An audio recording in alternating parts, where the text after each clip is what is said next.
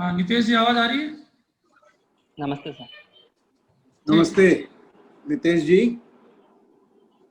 जी sir. आपने टोंक पचेवर के रहने वाले हैं आप, है जी ना? सर। मालपुरा के पास में जी सर। रघुकुल पब्लिक स्कूल से आपने पढ़ाई की स्कूल की, और बीएससी में आपने 90% मार्क्स लिए सुबोध कॉलेज से, और एमए इकोनॉमिक्स में किया आपने, ठीक है ना? जी सर। और ये आपका पहला अटेम्प्ट है आरएएस का। जी सर। तो आपने 90% बीएससी में आने के बाद भी शिफ्ट क्यों किया इकोनॉमिक्स में? सर बीएससी के दौरान सर 2 या 3 शिक्षकों का सर इसमें आरएस सेवा में चयन हुआ था सर, जिनसे मुझे सकारात्मक ऊर्जा मिली सर।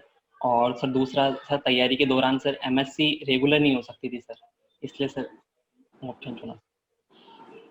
अच्छा अच्छा, अभी आप जॉब थोड़ी कर रहे हैं? जी नहीं सर। है ना? ये आपका पचेवर तो बड़ा महत्वपूर्ण स्थान है, वहाँ की कोई प्राकृतिक विशेषता है? जी सर। सर एक तो सर पाड़ा चक्की के लिए प्रसिद्ध है सर, वहाँ पे जो पचेवर का किला है सर उसमें पाड़ा चक्की थी सर। अच्छा, और भी कोई विशेषता है क्या वहाँ की? नहीं सर, और तो कोई विशेषता सर नहीं है। अच्छा अच्छा, तो आपने इकोनॉमिक्स को आप डिफाइन कर सकते हैं एक सेंटेंस में?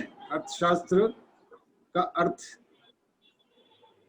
सर सीमित अर्थ में ले तो सर धन का अध्ययन करना सर, और सर व्यापक अर्थ में वह व्यवस्था जिसमें समाज की आर्थिक गतिविधियां, जिसमें उत्पादन, वितरण, निवेश आदि का अध्ययन किया जाता है। Very good very good.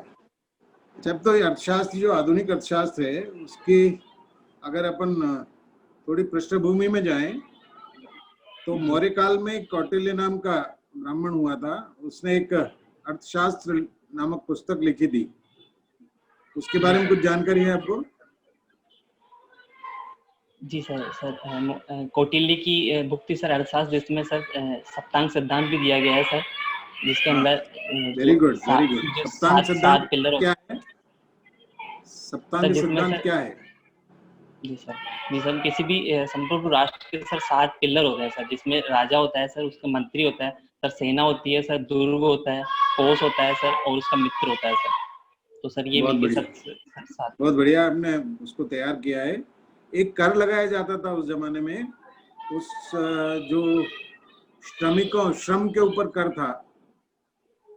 आज के युग में उसकी वर्तमान में कोई उपादेयता है क्या, या उसका कोई प्रासंगिकता है? श्रमिक कर को क्या कहते थे? सर श्रेणी नाम से रिकॉल कर पा रहा हूँ सर। अच्छा, श्रम पे कर लगा। और कौन से कर उस समय लगते थे? उस समय की कर व्यवस्था, कर व्यवस्था के बारे में? जी सर, जैसे सेतु ये बंद करता सर, उदाय भाग करता सर। अच्छा, इतना ही रिकॉल कर पा। चलो अपन थोड़ा भारत के बारे में बात कर लें, भारतीय इतिहास के बारे में। एक महत्वपूर्ण ग्रंथ है सांख्य कारिका, नाम सुना है? जी सर। किसने लिखी? सर कपिल मुनि जी का है सर सांख्य कारिका। सांख्य कारिका पुस्तक किसने लिखी? सर सॉरी सर, बोल नहीं करता।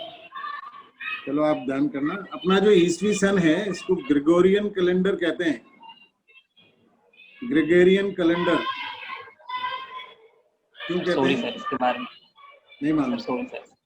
चलो, the sacred books of the east,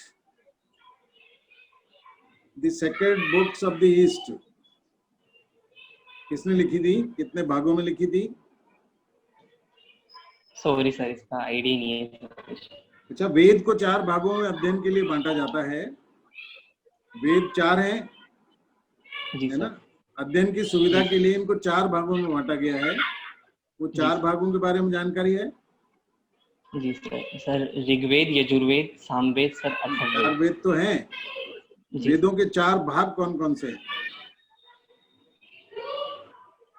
sorry sir, नहीं मालूम?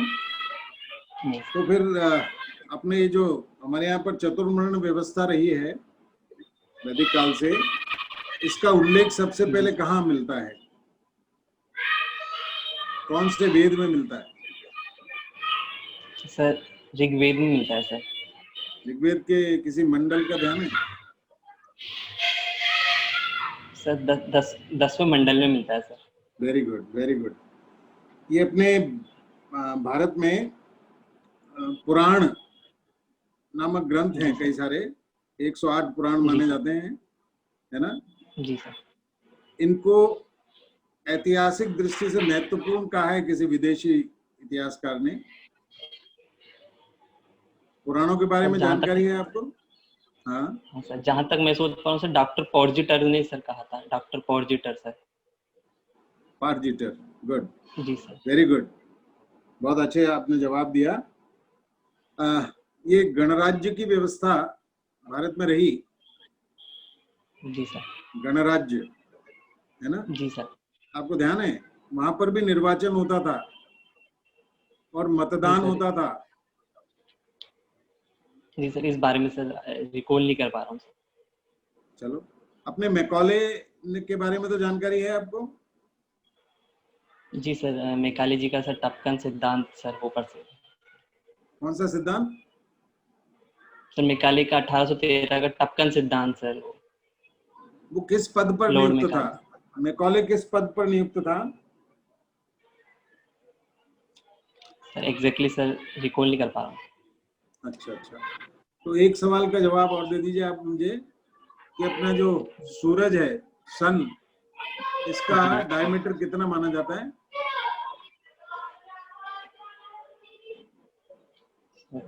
सर रिकॉल नहीं कर पा रहा हूँ सर, यार और चांद प्रॉपर का? याद नहीं है। चांद का भी ध्यान नहीं है, नो है ना? चलो आखिरी सवाल, आप जी सर। ये अपने क्या कहते हैं 1857 की जो क्रांति हुई थी 10 मई से को शुरू हुई थी, तो सबसे पहले किसने क्रांति की शुरुआत की और कहां से? सर राजस्थान के संदर्भ में देखा जाए तो सर नसीराबाद में स्टार्ट हुई थी सर। नहीं, भारत के संदर्भ में शुरुआत कहां से हुई सर और भारत के किसने संदर्भ में की? देखा जाए सर, भारत के संदर्भ में मेरठ से स्टार्ट हुई थी सर क्रांति। मेरठ से। और जी सर। किसने सबसे पहले विरोध किया?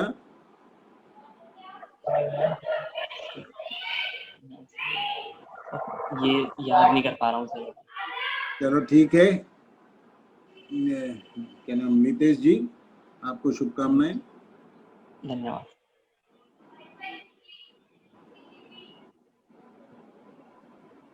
जी राजेश, नितेश नमस्ते सर।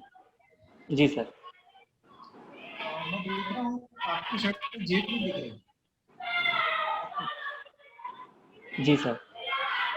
क्या बात? सर ये जेब है नहीं सर इसमें सर, क्योंकि ये सर बनवाई गई है सर, इसलिए सर। सर मुझे जेब पसंद नहीं है सर इसमें। चलिए, ये बताइए, बाकी जो शर्ट होते हैं उनमें जेब लेफ्ट में होती है, जी सर। क्या कारण है? सर ताकि सर दाया भाग आसान, जो दाया हाथ है सर वो आसानी से उसमें पहुंच सके सर। चलिए, ये नोटबंदी है, नोटबंदी आपने सुना है, जी सफल सर। विफल हुई? सर नोटबंदी सर आंकड़ों के हिसाब से देखा जाए तो सर असफल रही है सर। कैसे कहेंगे, क्या आंकड़े आपके पास हैं? क्योंकि सर जो गवर्नमेंट का जो टारगेट था सर कि 92% या 93% नोट आ पाएंगे और बाकी के जो भी जो करेंसी है सर, जो काला धन है सर, वो रुक जाएगा सर। लेकिन जो इसके बाद में जो आंकड़े आए सर नोटबंदी के बाद में सर 99% जो नोट थे सर वो वापस सर्कुलेशन में आ गए सर, इसलिए सर कहा जा रहा है। अच्छा, जिम्मेदार किसको बताएंगे असफलता की? कि सर जिम्मेदार किसी एक बॉडी को तो नहीं ठहराया जा सकता, क्योंकि सर आरबीआई और गवर्नमेंट का जो मुख्य उद्देश्य था सर वो ये था कि कालाबाजारी को या फिर जो भी मार्केट में जो इन्फ्लुएंस हो रहा है सर नोटों का, उनको नियंत्रित किया जा सके। लेकिन सर जो बैंकों की व्यापक भूमिका नहीं रही सर, और कुछ एक सर राजनीतिक हस्तक्षेप भी रहा सर इसमें, इसलिए सर किसी एक को जिम्मेदार नहीं ठहराया जा सकता। बैंकों की क्या भूमिका रही? आपने शब्द यूज दिया है, वाक्यांश जी सर। भूमिका क्या जी रही बैंकों की भूमिका? सर बैंकों की जहाँ तक कुछ हद तक है सर नकारात्मक भूमिका रही है सर, जो सोशल मीडिया सर इनके माध्यम से पता चला सर नकारात्मक भूमिका रही है, क्योंकि सर कुछ एक जो बैंक मैनेजर थे उन्होंने सर पीछे की तरफ से सर नोटों को ले लिया सर, और सर उनको जैसे 4,000 की लिमिट थी सर नॉर्मल लोगों के लिए तो सर, लेकिन किसी एक को जैसे जो बड़े बड़े अधिकारी थे या फिर बड़े लोग थे सर उनको ज़्यादा नोट दे दिए सर, तो ये भूमिका देखी गई है। ये बताइए, जो शॉपिंग मॉल्स हैं, गोदाम है, दुकानें हैं, उनमें माल भरा पड़ा था, ठीक है, जी सर। महंगाई कैसे? जी सर, आवाज़ नहीं है सर। रिपीट करता हूँ, जो मॉल्स हैं, शॉपिंग मॉल्स, जी सर। सुन पा रहे हैं? जी सर, अब आ रही है। हाँ, दुकानें हैं, गोदाम हैं, मॉल्स हैं, उनमें जो माल है वो भरा पड़ा है, फिर महंगाई कैसे? सर अभी वर्तमान तो सेल लगती है। जी सर, वर्तमान संदर्भ में देखा जाए तो सर माल का सर्कुलेशन ही नहीं हो रहा सर, क्योंकि सर आपूर्ति पूरी तरह से बाधित हो गई सर, क्योंकि असंगठित क्षेत्र के जो भी लोग थे सर वो गाँवों की ओर पलायन हो गए सर, और सर व्यापक रूप से सर मांग जनरेट नहीं हो पा रही सर। मंदी का कारण होना चाहिए, ये तो मंदी का कारण होना चाहिए। महंगाई कैसे बढ़ रही है? लोग महंगाई से परेशान हैं। सर महंगाई का सर व्यापक कारण देखा जाए तो सर लोगों की एक तो मांग नहीं जनरेट नहीं हो पा रही सर, और एक सर आपूर्ति श्रृंखला सर बाधित हो गई सर, और सर वैश्विक संदर्भ में देखा जाए तो सर पर्याप्त निर्यात वगैरह भी नहीं हो पा रहे सर अभी, तो सर ये देखा। ये बताइए, ऐसी कौन सी खाद्य वस्तुएं हैं, मुख्य खाद्य वस्तुएं जिनका भारत आयात करता है?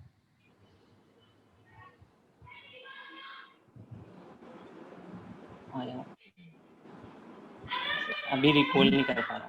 दैनिक उपभोग की वस्तुएं।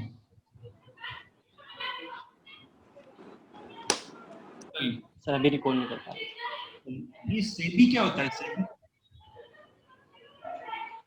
सर शेयर बाजार को नियंत्रित करने वाली सर सबसे बड़ी संस्था है, security exchange board of India sir. ED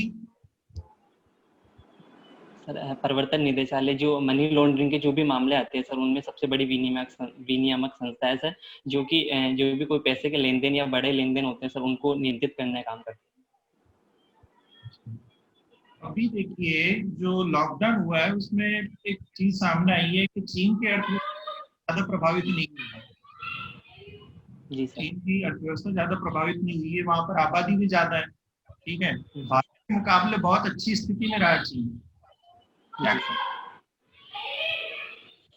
कि सर भारतीय अर्थव्यवस्था को देखा जाए तो सर भारतीय अर्थव्यवस्था सर मांग आधारित अर्थव्यवस्था है सर, इसलिए सर मांग का जनरेशन नहीं हो पाया सर, इसलिए सर पूरी ये जो श्रृंखला है सर वो रुक गई सर। और जो चीन की अर्थव्यवस्था है वो खपत आधारित या निर्यात आधारित अर्थव्यवस्था है सर, लेकिन कोरोना के टाइम में भी सर निर्यात कहीं प्रकार से बाधित नहीं हुआ सर, और चीन में सर ये जो कोरोना महामारी है सर ये किसी क्षेत्र विशेष तक सीमित होकर रह गई सर, जिससे और बाकी क्षेत्रों में सर जो गतिविधियां हैं, उत्पादन की प्रक्रिया है वो रुकी नहीं सर, और भारत में सर कठोर लॉकडाउन की वजह से सर ये श्रृंखला रुक गई सर। ये वित्तीय वर्ष क्या होता है? वित्तीय वर्ष जो वित्तीय वर्ष सर अप्रैल से लेके 1 अप्रैल से लेके 31 मार्च तक का भारत में काउंट किया जाता है सर, जिसके तहत सरकार अपनी रणनीति बनाती है और सर बजट वगैरह जारी करती है और सर आर्थिक समीक्षा जारी करती है। आप अवधि बताइए, सही है बिल्कुल। जी सर। बजट शब्द का क्या अर्थ होता है? बजट शब्द का सर आय व्यय का पूर्वानुमान सर, आय व्यय का लेखा जोखा सर। नहीं, ये जो शब्द उत्पत्ति हुई है उसके बारे में पूछ रहा हूँ। सर हाँ सर, ये जो फ्रांसीसी शब्द से सर बजट से लिया गया है सर, जिसका अर्थ सर थैला होता है, चमड़े का थैला सर। जो केंद्रीय बजट, सॉरी एक क्वेश्चन इससे पहले और कॉमन है, ये परंपरा हमने कहाँ से ली बजट जारी करने? इसके बारे में सर याद है। केंद्रीय जो बजट होता है कौन से अनुच्छेद के तहत जारी किया जाता है? सर भारतीय संविधान के अनुच्छेद 112 के तहत जारी किया है। और राज्य का बजट?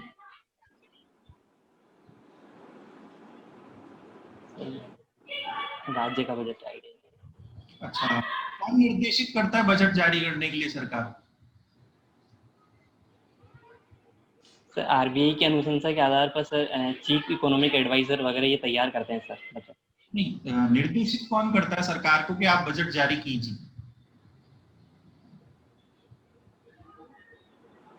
सर आरबीआई के निर्देशानुसार सर वित्त मंत्रालय सर मीटिंग करता है सर, फिर निर्देशित होता है। चलिए, बजट में क्या क्या शामिल होता है? सर 3 चीजें शामिल होती है सर। एक तो पिछले वर्ष का सर अंतिम डाटा सर, और वर्तमान वर्ष का डाटा सर, और आगामी वर्ष का अनुमानित डाटा। एक बताइए आप कि राजस्थान का इस वित्तीय वर्ष का जो बजट है वो कौन सी डेट को जारी हुआ है?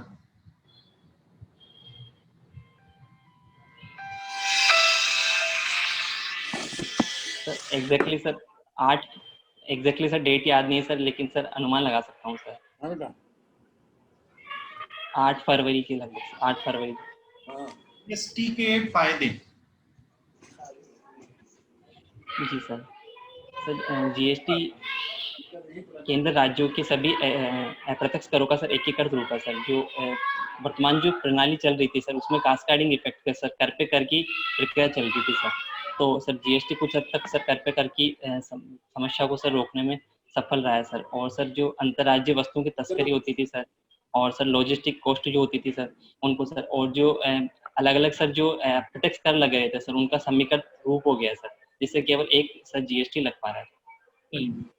राज्य कह रहे हैं कि हमें नुकसान हो रहा है जीएसटी से। जी सर। फायदा कैसे? जब राज्यों को नुकसान हो रहा है तो देश को कैसे फायदा होगा? नहीं सर, 2017 में जब जीएसटी लगाया गया था तो सर उनको स्टेट को कहा गया था कि सर 14% का सर उनको ग्रोथ दी जाएगी सर।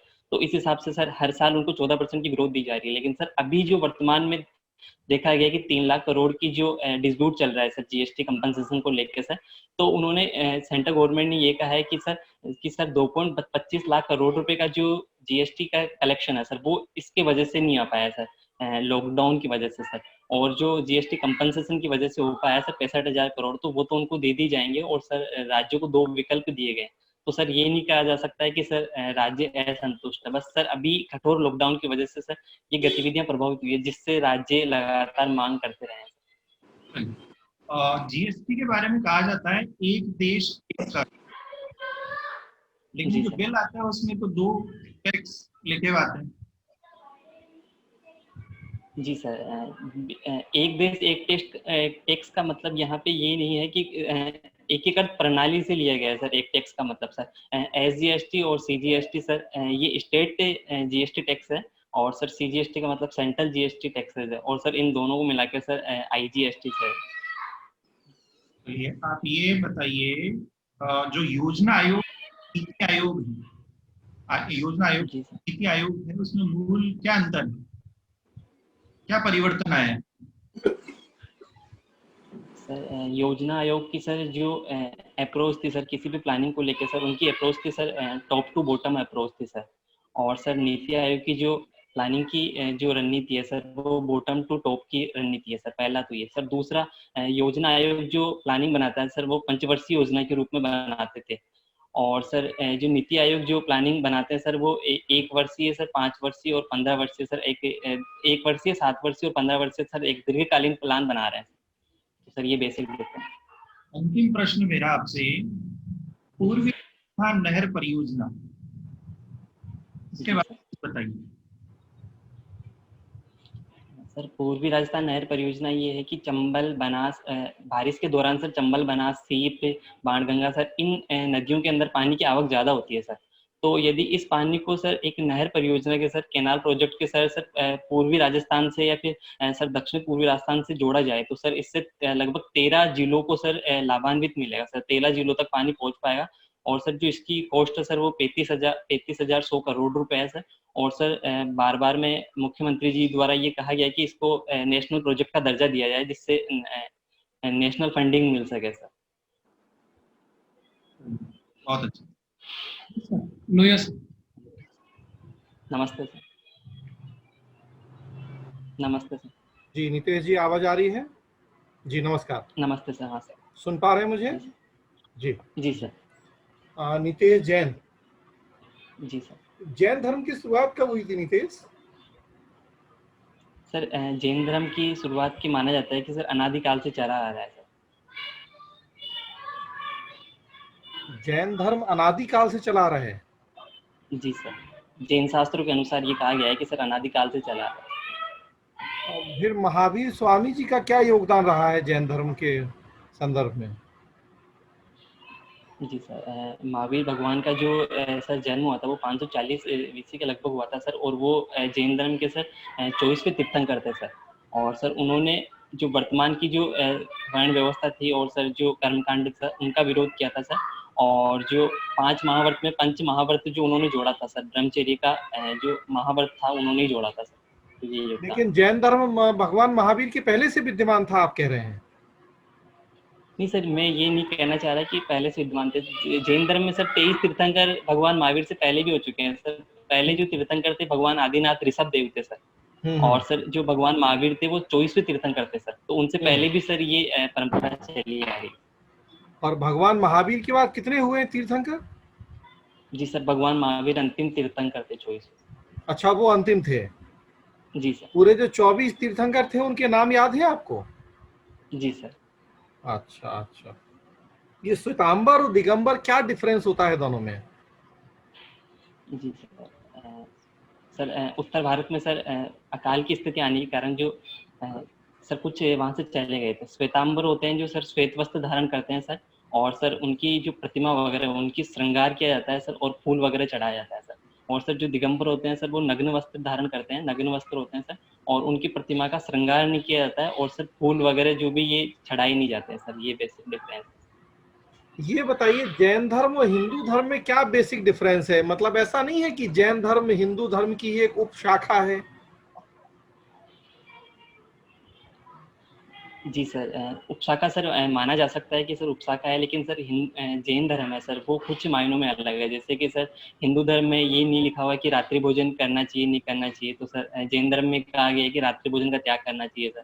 और जैन धर्म में कहा गया कि पंच महाव्रत है उनका पालन करना चाहिए सर।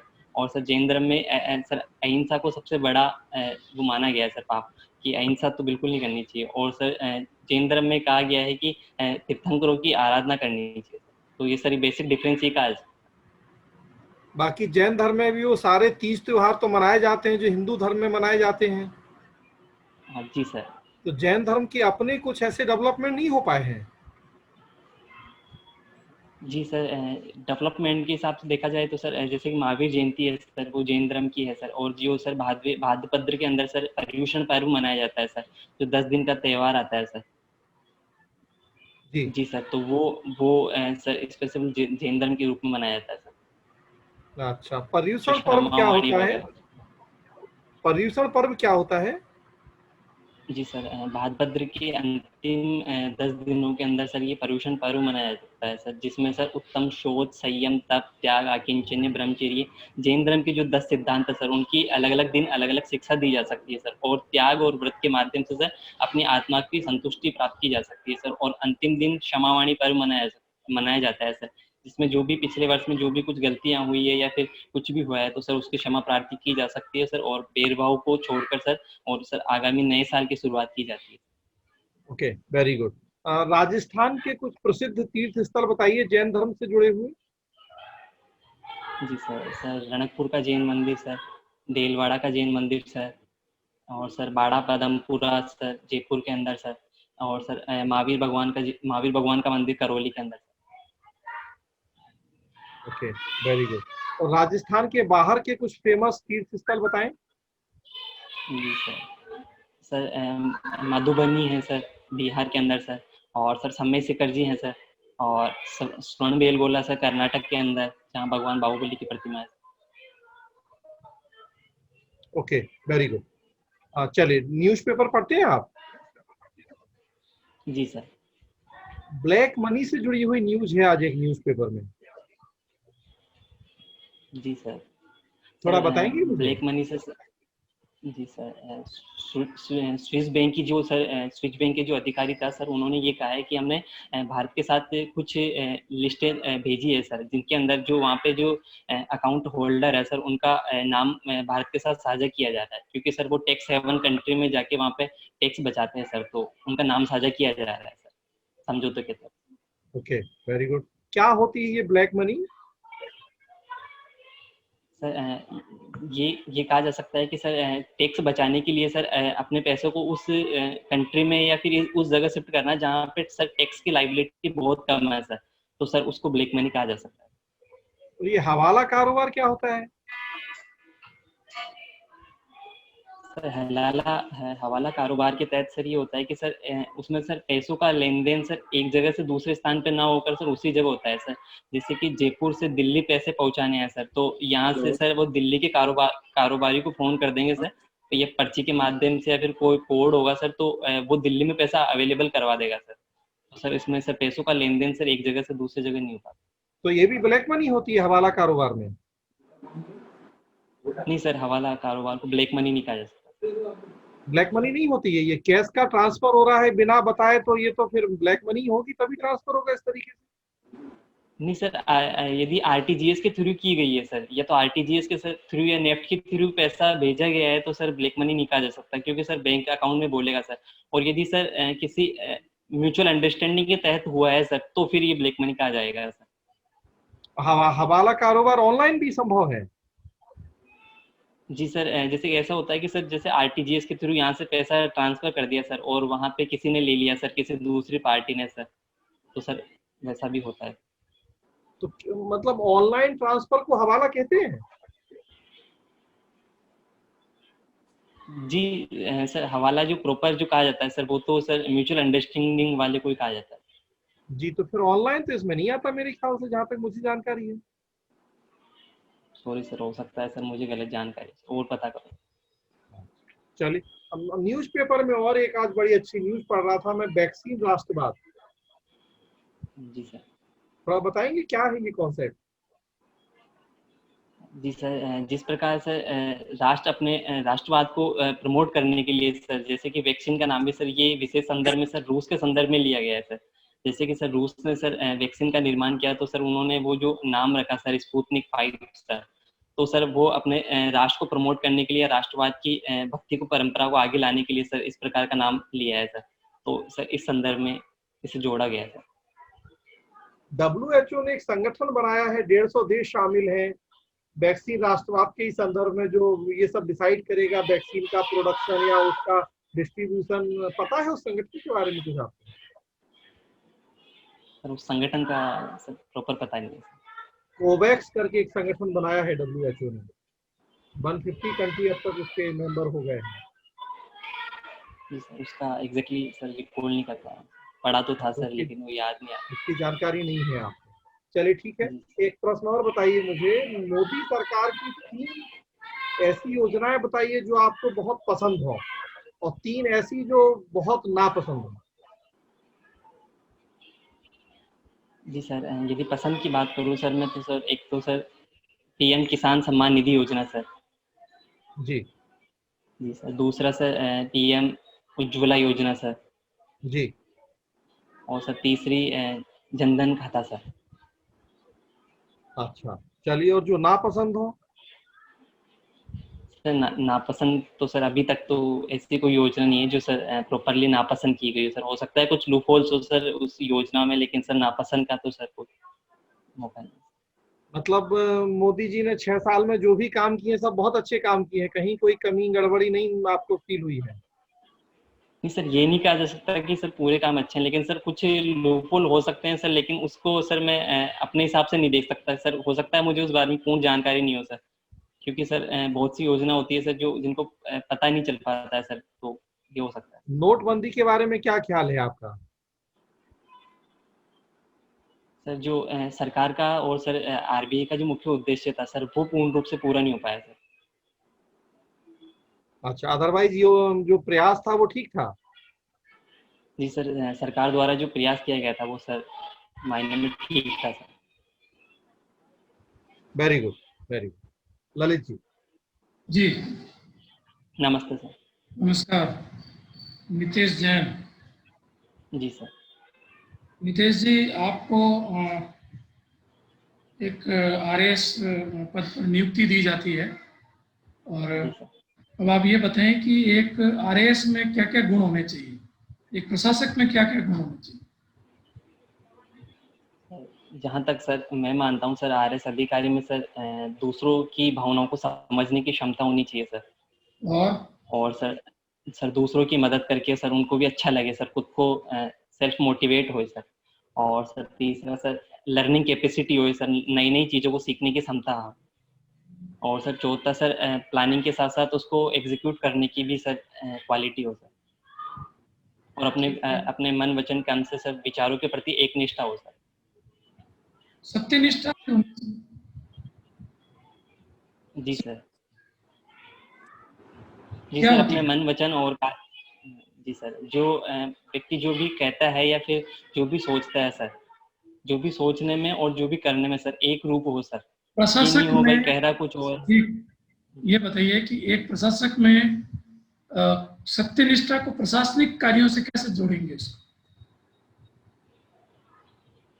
जी सर, प्रशासनिक कार्यों से इस प्रकार जोड़ा जा सकता है कि सर जो भी सरकार की योजनाएं हैं या फिर सरकार के जो भी कार्यक्रम है सर, उनको सत्यनिष्ठ होकर सर किसी एक व्यक्ति विशेष को ना लेकर और सत्यनिष्ठ होकर सर उसको उस जनता तक पहुंचाएं सर। अच्छा, ये बताएं कि प्लेटो का सद्गुण क्या है? सर जहाँ तक मैं याद कर पा रहा हूँ सर, प्लेटो का सद्गुण सर न्याय ही प्लेटो का सद्गुण है। न्याय है सर। अच्छा, सद्गुण क्या होता है ये? जी सर, सर वे गुण जो व्यक्ति को मतलब अधिक ऊंचाइयों की ओर लेके जाते हैं या फिर उनमें मानवता की भावना विकसित करते हैं सर। अच्छा, ये आप जयपुर ये टोंक से हैं, आप मालपुरा टोंक से। जी सर। और ये मम्मी का नाम है अंजना देवी, माता जी आपके। जी जी सर। तो राजस्थान के इतिहास में अंजना देवी एक काफी प्रसिद्ध नाम रहा है, बता सकते हैं? अंजना, सॉरी रिकॉल नहीं कर पा रहा हूँ। ठीक है, राजस्थान सेवा संघ के बारे में बता सकते हैं कुछ? राजस्थान सेवा संघ। जी सर, जी। राजस्थान सेवा संघ की स्थापना सर 1919 में हुई थी सर। विजय सिंह पथिक सर, विजय सिंह पथिक द्वारा माणिक्यलाल वर्मा द्वारा सर इसकी स्थापना की गई थी सर। और ये राजस्थान के जो जनजातीय आंदोलन या किसान आंदोलन के द्वारा इनकी जो भूमिका थी सर वो अत्यधिक व्यापक थी, जिन्होंने बिजोले किसान आंदोलन को सर और बेंगू किसान आंदोलन को सर एक नई ऊंचाइयां दी थी। ठीक है, अच्छा बताइए टोंक की स्थापना कब हुई? टोंक की स्थापना सर यदि पूर्व में देखा जाए तो सर भोला नामक ब्राह्मण था सर, उन्होंने टोरी और टोकरा के 12 क्षेत्रों को मिलाकर टोंक की स्थापना की थी सर। और सर टोंक की प्रॉपर स्थापना जो सर 1817 की जो अंग्रेज की संधि के तहत सर अमीर का पिंडारी के द्वारा स्थापना की गई। पिंडारी कौन है? पिंडारी शब्द क्यों आता है? पिंडारी किसको कहते हैं? सर पिंडारी सर आक्रमणकारी थे सर, जो धन लूटपाट का कार्य करते थे सर, मेन रूप से सर। किसकी सेना? शिवाजी के। जी सर, ठीक है, मराठा आक्रमण। ठीक है, ठीक। अच्छा बताएं कि इन पिंडारियों पे एक फिल्म भी बनी है। जी sir, thugs of Hindustan sir, Aamir Khan. ना ना, वो नहीं, सलमान खान की फिल्म है पिंडारियों पे। जी छोड़ सर, दीजिए। रिकॉल नहीं कर पा। अच्छा, डिग्गी मालपुरा मेले के बारे में बता सकते हैं? डिग्गी मालपुरा। जी सर, डिग्गी कल्याण जी का मंदिर है सर, डिग्गी तहसील मालपुरा के अंदर, जो भगवान विष्णु को समर्पित है सर। और उसमें चतुर्भुज प्रतिमा है सर, जो जिनको हिंदू और मुस्लिम सभी संप्रदाय के लोग मानते हैं सर, और उन्हें कलह पीर के नाम से जाना जाता है सर। और राइट। जो वहाँ की मुख्य विशेषता है सर, जो कुष्ठ रोग पीड़ित हैं सर, वहाँ पे उनका इलाज होता है। ठीक है, इसकी स्थापना कब हुई? कल्याण के मंदिर। जी सर, इसकी स्थापना सर राजा डिगवा ने की थी सर। और इसके बारे में किंवदंती है कि वहाँ पे सर एक उर्वशी नामक एक वेश्या आ गई थी सर, जो भगवान विष्णु से बचना चाहती थी सर। तो राजा डिगवा ने प्रतिज्ञा की थी कि वो बच जाए, लेकिन सर वो उनको बचा नहीं पाया सर, इसलिए इसकी स्थापना की गई थी कल्याण। ठीक है, अंतिम क्वेश्चन आज का। जी कपूरथला पुलिस जी का टोंक से कोई संबंध है? जी सर, कपूरचंद बताएं। पुलिस जी का श्री कपूरचंद पुलिस जी का जो जन्म हुआ था सर, वो सोडा ग्राम में हुआ था सर, जो सोडा ग्राम राइट। तहसील मालपुरा है सर, वहाँ पे। एक दो किताबों के नाम बता पाएंगे पुलिस की? सर राजस्थान पत्रिका के सर मुख्य कार्यकारी संपादक रहे थे सर, और किताबों के नाम पे सर अभी रिकॉल नहीं कर पा रहे। ठीक है जी, उपाध्याय सर। हाँ नितेश जी, जी सर। बहुत अच्छा लगा आपकी परफॉर्मेंस ओवरऑल 80% के ऊपर ही है, +80 है, ठीक है। Thank you. और आप जैन शब्द का अर्थ तो जानते हैं? जी सर। जैन शब्द का अर्थ तो जानते हैं ना हम? जैन जिनका पालन करने वाला सर, जिन हैं? जी सर। जैन जिनका पालन करने वाला सर। जिन क्या होता है? जिन क्या होता है सर भगवान द्वारा अवतरित धर्म सर। जिन शब्द का अर्थ नहीं मालूम? जिन से जैन जिन बना। है भगवान द्वारा अवतरित। जी सर। क्या है भगवान द्वारा अवतरित? जिन शब्द का अर्थ अधिकांश जैनियों को नहीं आता है। मैं पूछना नहीं चाह रहा था तो आपने कह दिया इसलिए पूछ लिया। मैं तो कुछ और बात कर रहा था।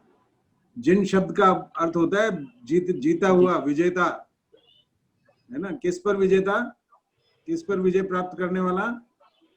अपनी इंद्रियों पर विजय प्राप्त करने वाला। खुद पर विजय प्राप्त करने वाला। इंद्रियों पर विजय प्राप्त करने वाला जिन होता है। और जिन से जैन बना, कि ज्यादातर जैन धर्म मानने वालों को नहीं मालूम। मैं कुछ और कह रहा था। खैर, आपका बहुत अच्छा परफॉर्मेंस है और एक बार आप मॉक इंटरव्यू और दें। एक बार आप मॉक इंटरव्यू जरूर देना और निश्चित रूप से अगर आपके अच्छे मार्क्स आए होंगे रिटर्न में, तो आपकी परफॉर्मेंस को देखते हुए अधिकांश सवालों के जवाब आपने बहुत अच्छे दिए। जो आपके फील्ड के नहीं है उन सवालों के जवाब भी आपने ठीक दिए। लेकिन एक आपको मॉक इंटरव्यू और ललित जी से संपर्क करना पड़ेगा। और अगर आपके रिटर्न में अच्छे नंबर आएंगे तो मैं आपको I can assure you about your selection. ठीक है, okay, all the best. Thank you sir. जी सर, सबके 3 मॉक होंगे सर, इन सबके। हाँ सर क्या सर, इन सबके 3 मॉक होंगे सर, 3। हाँ, बहुत बढ़िया, बहुत बढ़िया। Then you will be perfect, you will become perfect. बहुत बढ़िया। राजेश जी। जी, उर्वशी के बारे में क्या बोला था आपने अभी? उर्वशी कौन थी? सर उर्वशी सर 5 देवताओं से अवतरित हुई थी सर, जिन्होंने भगवान विष्णु से बचने के लिए सर। शब्द आपने यूज किया तो उसको मैं वापस सुनना चाहता हूँ। पहले जब क्वेश्चन उत्तर दे रहे थे आप सर, सर अभी तो एग्जैक्टली तो वो वर्ड तो कौन सा बोला था सर, हो सकता है सर जल्दीबाजी में कुछ अप्सरा वर्ड आप यूज करना उसके लिए, ठीक है। चलिए, बाकी आप से काफी संतुष्ट हूँ मैं। और आप जैसे सर ने बताया और 1-2 मॉक और देंगे तो परफेक्शन आ जाएगा। और ठीक है, बहुत अच्छा लगा, शुभकामनाएं। Thank you sir. एक तो उत्तर आपके अच्छे हैं पर थोड़ी घबराहट आपके व्यवहार में नजर आ रही है, तो अपने आप को थोड़ा कॉन्फिडेंस, आत्मविश्वास विकसित करिए और चेहरे पे थोड़ा सा मुस्कुराहट लाइए। स्माइल बहुत कम नजर आई सर, इसलिए थोड़ा घबराहट। ना, कोई बात नहीं, थोड़ा प्रयास करें कि स्माइल आपके फेस पे आए। अर्थशास्त्र पे आपके उत्तर अच्छे थे पर फिर भी करंट कंटेक्स्ट में इसको और अच्छा तैयार करें, इकोनॉमी को। और इकोनॉमी से इतिहास के जो, जैसे उपाध्याय सर ने आपको मौर्यकाल वगैरह में पूछा है, तो ऐतिहासिक संदर्भ उसके जरूर देखें। इसके साथ ही आधुनिक भारत का इतिहास बहुत अच्छी से आप पढ़ लें इसको, इसमें आपके बनते हैं।